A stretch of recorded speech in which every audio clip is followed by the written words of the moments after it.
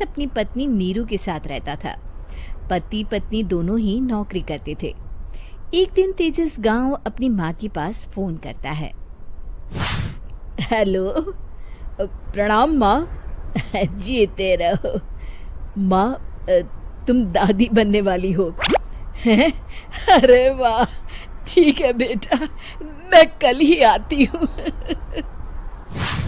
जब माँ जी शहर पहुंची तो बेटे बहू ने बहुत अच्छे से स्वागत किया। लीजिए माँ जी, चाय। अरे गर्मा गर्म पकोड़े ले आओ माँ के लिए। नीरू रसोई में गई और 2 मिनट में ही पकोड़े ले आई। जी ये लीजिए। बहू जादू से बनाए हैं क्या? अभी तो रसोई में गई थी। यम्मी। माँ जी, शीला रसोई में पकोड़े तल रही है, मैं बस लेकर आई। हे भगवान, मेरा धर्म भ्रष्ट कर दिया तूने। अब तो गंगा जल से शुद्धिकरण करना होगा। दूसरे दिन, माँ जी मैंने नाश्ता बना दिया है, ऑफिस जा रही हूँ। पर अभी तो घर का सारा काम पड़ा है। शीला आती ही होगी, झाड़ू पोछा बर्तन कपड़े वो सब कर लेगी। हमारे जमाने में घर का सारा काम हम ही करते थे। जी माँ जी, आप बहुत होशियार हैं, मैं घर ऑफिस दोनों नहीं संभाल पाती। तो जरूरत क्या है घर से बाहर जाकर चाकरी करने की? वैसे भी घर का काम खुद करने से घर में बरकत आती है, समझी? पर माँ जी। पर वर कुछ नहीं, इस महीने की पगार मिले फिर ऑफिस बंद है। हाँ। रात को नीरू तेजस से कहती है, सुनिए जी, माँ जी बोल रही थी कि मैं नौकरी छोड़ दूं। वैसे ठीक ही तो है, अभी तुम्हें आराम की जरूरत है। फिर भी आराम कहाँ, शीला को छुड़ाने के लिए बोल रही थी। तो अब 24 घंटे में इतना काम तो कर ही सकती हो। पर जॉब पसंद है मुझे, घर पर मन नहीं लगेगा। अगले दिन जब दोनों ऑफिस के लिए निकल रहे थे, मेरी तो कोई कीमत ही नहीं है इस घर में। माँ जी, आजकल महंगाई बहुत है, रहन सहन भी बदल गया है, दोनों नौकरी करते हैं तभी ठीक रहता है। अच्छा, तू कहना क्या चाहती है? मेरा बेटा तुझे बिठा के खिला नहीं सकता? तू ही इस घर का खर्च चला रही है, हैं? नहीं माँ जी, मेरा वो मतलब नहीं था। मतलब खूब समझती हूँ, ये बाल धूप में सफेद नहीं किए मैंने। हाँ। अब तो ये रोज का काम हो गया था। तेजस भी रोज की झिकझिक से परेशान हो गया था।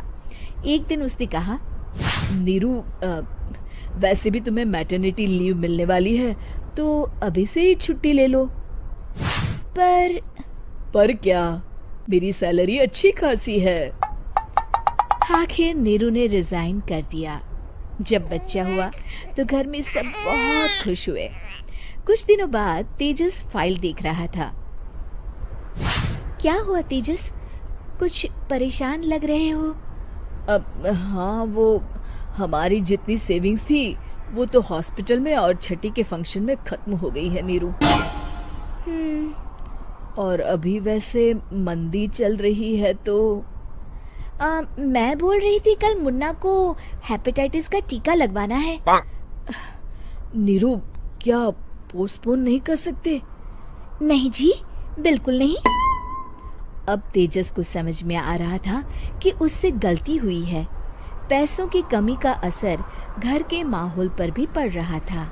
अगले दिन, बेटा मेरा चश्मा और ये दवाइयाँ ले आना, पर्चा देते हुए माँ जी ने कहा।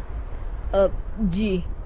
तेजस, मुन्ना के लिए दूध का डिब्बा और डायपर भी ले आना, और ये किराने के सामान की लिस्ट है, इसे भी लाना है। तेजस गुस्से में लिस्ट मरोड़कर फेंकता है और चिल्लाता है, पैसे क्या पेड़ पर उगते हैं? ये ले आना, वो ले आना। अरे पर ये जरूरत का सामान ही है।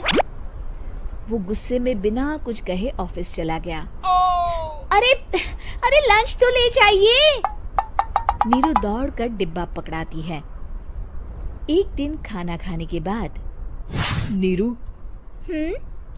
अब तो मुन्ना कुछ बड़ा हो गया, तो अब तुम वापस ज्वाइन कर लो ना जॉब। पर इस रिसेशन में जॉब मिलना बहुत मुश्किल है। ट्राई तो करो।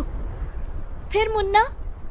माँ जी है ना, और एक फुल टाइम मेड भी लगा लेंगे। पर माँ जी, उन्हें तो पसंद नहीं।